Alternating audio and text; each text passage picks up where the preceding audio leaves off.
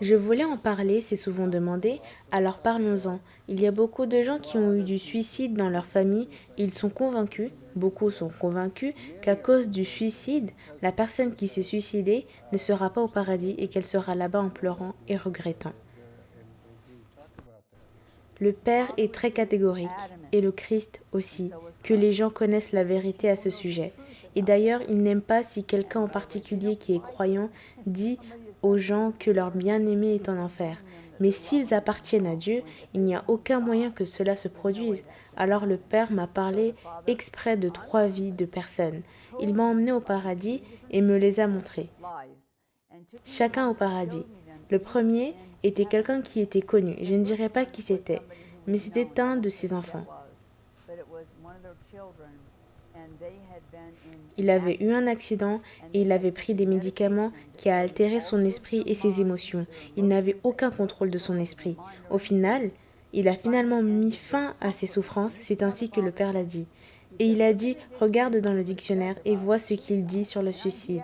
Et il m'a fait regarder dans le dictionnaire et c'est ce qu'il dit du suicide. C'est que tu mets volontairement, sciemment, intelligemment fin à ta propre vie en sachant que c'est ce qui arrivera. Il a dit comme un kamikaze, comme un terroriste qui vient tuer en sachant qu'il va mourir. Ou tu le fais parce que tu détestes tellement quelqu'un que tu veux le faire souffrir. En d'autres termes, vous savez ce que vous faites. Et la plupart des gens qui mettent fin à leur vie, ce n'est pas un suicide, pas selon le dictionnaire. S'ils le font, c'est qu'ils ont tellement de traumatisme et de souffrance, souffrance mentale, souffrance émotionnelle ou douleur physique, qu'ils ne peuvent pas le supporter. Ils veulent mettre fin à leur souffrance. Alors quand ils le font dans ce but, ce n'est pas du suicide, et Dieu ne le voit pas comme un suicide.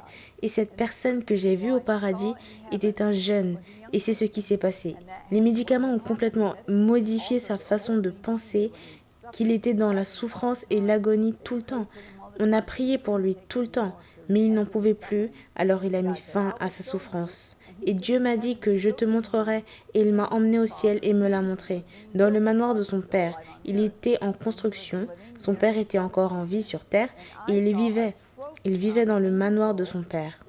Et j'ai vu un trophée sur le devant qui disait le nom de cette personne. Il disait Satan 0 et le nom du parent de cet enfant.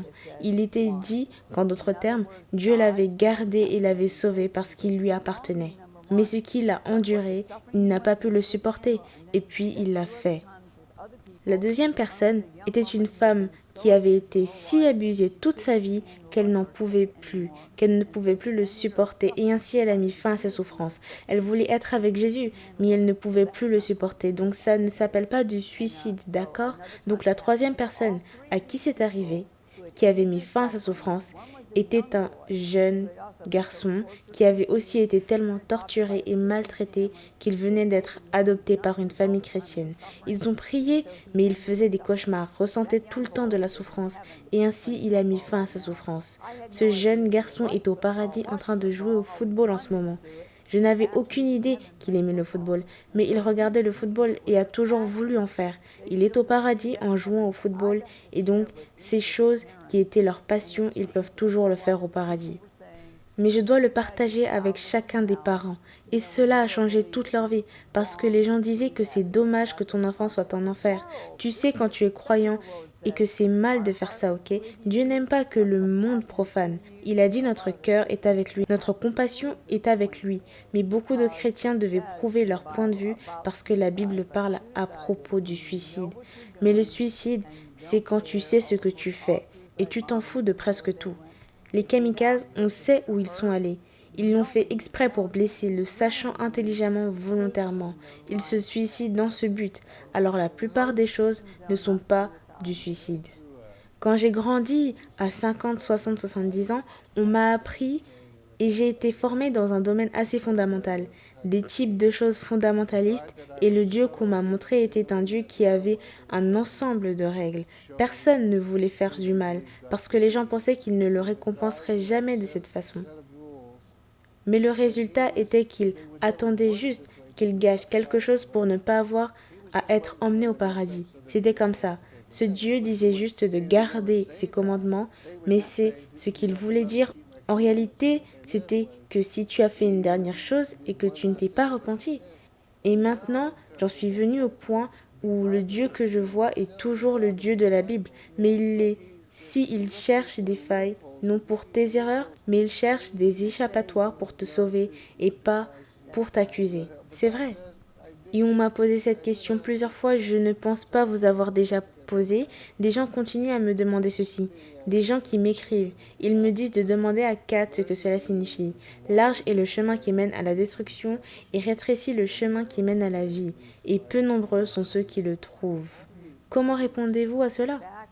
En ces jours, vous devez comprendre beaucoup d'écritures qui sont dans la parole, autres que celui du salut et quelques autres. La plupart d'entre eux sont liés à la culture de l'époque, comme dans Lévitique.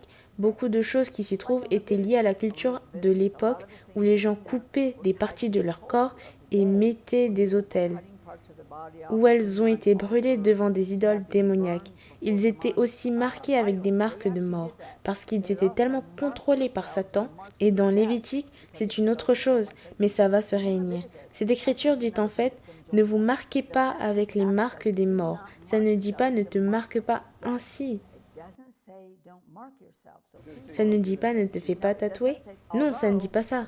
Bien que les nouvelles traductions disent ne vous faites pas tatouer, ce qui n'est pas ce que l'écriture originale dit, parce que cette écriture était liée au jour de Lévitique, à la culture de ce jour. Tant de gens le faisaient. C'est pourquoi ils ont mis ça là-dedans. Ne te coupe pas, ne te laisse pas passer par le feu. Les gens pensent que vous ne pouvez pas être crémé non plus. Mais oui, vous pouvez. Dieu peut permettre les cendres ensemble en ces jours-là. Et c'est ce qu'ils faisaient. Et ils leur mettaient des marques démoniaques. Ils se sentaient donc obligés de faire cette partie de la loi afin que vous n'ayez pas à faire ces choses qui étaient diaboliques. Ce n'est pas ces jours-là. Mais ce qui ne donne pas à tout le monde une excuse pour se faire tatouer. Mais je connais des gens à qui Dieu a personnellement dit que tu mettras ma marque sur toi. Et donc tu ne peux pas utiliser ça, d'accord? Tu ne peux pas utiliser la chose comme si beaucoup de gens l'obtiendront. Ils pensent que Dieu ne peut pas remettre les cendres ensemble. Et je dis, qu'en est-il si vous étiez brûlé dans le feu? Cela signifie-t-il que vous n'allez pas récupérer votre corps? Alors, encore une fois, ces écritures sont liées. Il s'agissait de trouver le Christ. Alors, qu'il n'y en avait pas. Presque personne ne parlait en son nom. Maintenant que nous avons Internet, maintenant que nous avons des églises partout, et dans cette écriture où il est dit que large est le chemin qui mène en enfer et étroit est le chemin qui mène vers Dieu, mais maintenant il y a un chemin beaucoup plus large. Vous pouvez être conduit à Christ, et en ces jours surtout, avec tous les trucs comme je viens de l'expliquer. Quand cette écriture a été faite, il n'y avait presque personne là-bas, et donc ce sont des jours différents. Alors parfois, il faut adapter ce que ça dit à maintenant. Donc dans les Écritures, en ce moment, il dirait le chemin s'est beaucoup plus élargi pour trouver le Christ, qui est une bénédiction pour tous ceux qui vivent aujourd'hui par rapport à ceux qui vivaient dans le passé. Alors je devrais dire, j'ai vu l'enfer, j'ai vu qui était là-bas, et quand j'étais au paradis, il y avait plus de monde au paradis que tous ceux qui étaient en enfer. Vraiment? Oui, et ce sera augmenté à cause des réveils, des mouvements de Dieu, à cause de la grande moisson à venir, à cause de la présence de Dieu lui-même, et aussi les gens qui font ce que Dieu veut, ce que Dieu a pour eux. Ce sera vraiment plus clair maintenant qu'il y a un Dieu et il les aime comme il n'y en a jamais eu dans le passé.